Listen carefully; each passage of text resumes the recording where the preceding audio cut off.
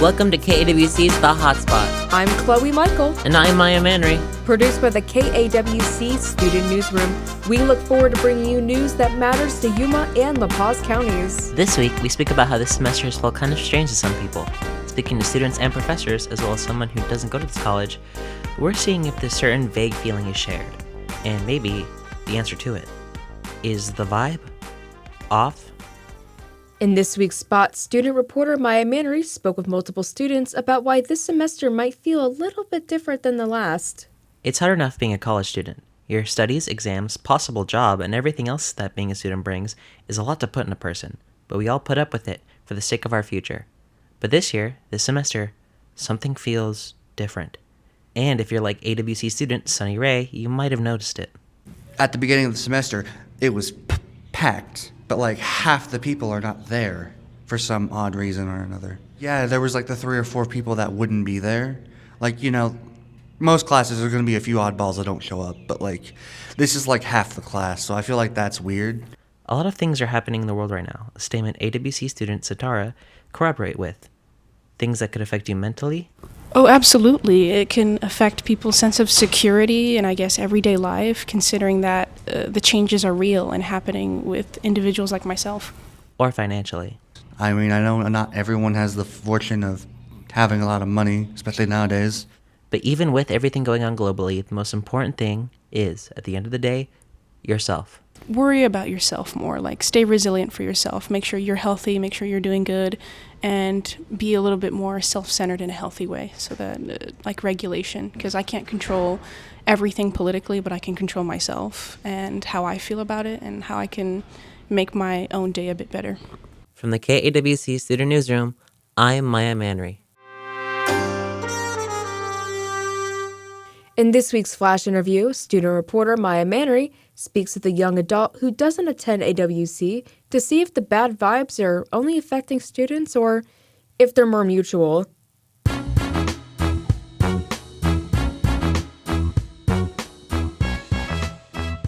One, two, student interview. Could you please introduce yourself? Hi there, I'm Damien. Could you please spell that out? Damian. Do you attend Arizona Western College? I do not. What do you do? I work. Would you say that this year has a different vibe than last year? I'd certainly say so. A lot of global things going on that might put certain people on edge, and at least I would say a lot, most students are a lot more connected nowadays to global events, so at least, I'm a college dropout. I'd imagine going to school the next day when you think, oh, this might happen or that might happen, can exactly be helping the whole process. Do you think if you were a student, things would be different? Would it be harder? Would it be easier? I definitely think it would be harder. At least for me, school is one of those things where it worked out up until a point. I got my high school studies, never really pursued anything higher, and I've been happy working ever since. Is there anything you'd like to say to a student, even though you are not one currently? I would definitely say follow your passions. Education is very important. My father always stressed the importance of education. Just because I maybe couldn't see the value in it doesn't mean you can't see the value in it. If you truly do want to pursue something higher, go after it, and don't let anything tell you otherwise. Okay, thank you very much. Could you please reintroduce yourself? I'm Damon. Thank you very much. How much information is too much before someone becomes exhausted?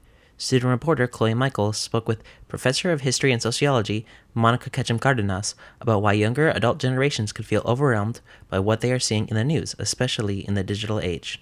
The digital age, also known as the information age, is like no other era. Everyone you know has a phone. Your friends, your professors, co-workers, hey, even grandma has one. Something that you can fit in your hand that has the ability to tell you anything, take you anywhere, whenever you want. What an interesting concept. It sounds too good to be true, right? But at what cost? According to the American Psychological Association, younger adult generations such as Gen Z and millennials are more likely to experience burnout compared to older generations. As a professor of history and sociology, Monica Ketchum Cardenas is used to seeing more than one side to a story. In a time where our social media algorithms have become more hyper-individualized, it may be difficult to take a step back and see the bigger picture. One of the challenges that we have now, and this is something that sociologists also look at, is technology, the growing reliance on technology in order to socialize, in order to get our news. And we're looking more at social media for our news. And with that comes algorithms. And so I find that a lot of times what happens is not just among students, but among our population in general, is that we end up with our algorithms just kind of reinforcing our views and our viewpoints. So we don't necessarily have that balanced information about what's going on in the world. When it comes to receiving information, Dr. Ketchum explains why it can be harmful to hear only one perspective. Even she admits that it can be challenging to find news that doesn't feel biased. It can be very negative. In other cases, it can be overly positive, right? So you end up with toxic positivity because you're just totally, out there. Myself, for my job as a history professor and a sociology professor, right? I have to read the news. I get newsletters every day, and I do really try and make sure that I'm seeing both sides and really trying to look at things from both perspectives to understand what's going on and kind of weed through. Unfortunately, it's hard. It's very hard to filter. She notices that in our society, there has been quite a divide in how the news that is presented today can play a role in the polarization.